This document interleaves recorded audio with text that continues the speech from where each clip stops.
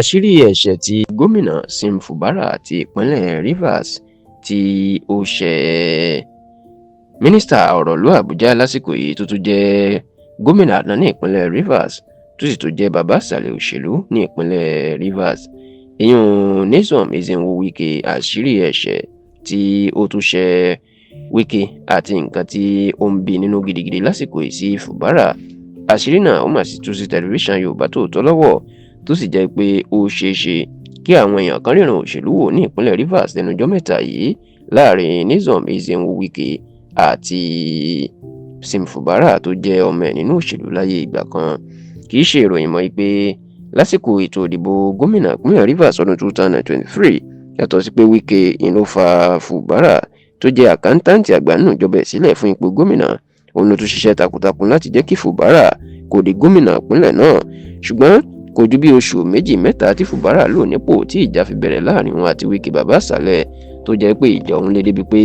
àwọn aṣòfin ilé ìgbìmọ̀ aṣòfin ìpínlẹ̀ Rivers tí wọ́n jẹ́ ọmọlẹ́yìn Wike wọ́n fẹ́ yọ Fubara nípò. Eléyìí ló sì jẹ́ kí ààrẹ Bọ́lá Ahmed Tinubu kó dá sí ọ̀rọ̀ náà kó tètè kéde ìjọba pàjáwìrì ní ìpínlẹ̀ Rivers lọ́jọ́ 18 inú oṣù kẹta ọdún tó kọjá, the 18th of March 2025. lẹ́yìn eléyìí òun sì ni Tinubu padà parí ìjà láàrin Wike àti Fubara kó tó di pé ó fagilé ìjọba pàjáwìrì tó lógun ṣèjọba fún oṣù mẹ́fà ní ìpínlẹ̀ Rivers tó fagilé ìjọba pàjáwìrì náà nínú oṣù kẹsàn-án ọdún tó kọjá, the September of 2025.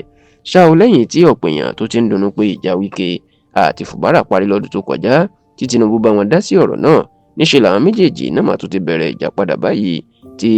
Wike tó sì ń la ọ̀rọ̀ mọ́lẹ̀ nínú ọ̀sẹ̀ tó kọjá báyìí pé láyé òun lójú ẹ̀mí òun kọ́ ni Fubara yóò ti ṣe sáà kejì ní ọdún 2027 nítorí pé ó bá fi lè wọlé sáà kejì báyìí ayé òun bàjẹ́ nídìí òṣèlú nìyẹn, yóò sì pa òun pátápátá nídìí òṣèlú. ṣùgbọ́n ṣá o nǹkan tí a gbọ́ pé ó ń dùn Wike gidigidi báyìí ni pé lásìkò tí wọ́n parí ìjà tí Tinubu parí ìjà láàrin wọn àti Fubara, àdéhùn tóun àti Fubara jọ ṣe tán fọwọ́ sí ni pé Fubara ò ní ṣe sáà kejì, Wike yóò yan ẹlòmíín láti rọ́pò ẹ̀. ṣùgbọ́n ní báyìí níṣẹ́ ni wọ́n ní Fubara ó mà lọ lu ọgbọ́n àlùmọ̀kọ́rọ́ yìí fún Wike tó sì ti lọ darapọ̀ mọ́ ẹgbẹ́ òṣèlú APC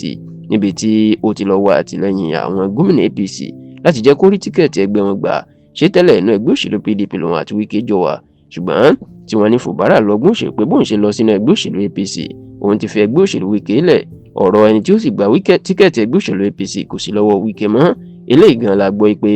ó ń bí Wike nínú gidigidi, pàápàá bí Fubara bó tún ṣe pe rẹ̀ ní ẹni àkọ́kọ́ nu ẹgbẹ́ òṣèlú APC ìpínlẹ̀ Rivers, èyí tó túmọ̀ sí pé ó ti gbé rẹ̀ lé Wike, tá a sì gbọ́ pé ọ̀rọ̀ yìí ó ń dùn Wike gidigidi ó sì ń bí nínú náà gidigidi.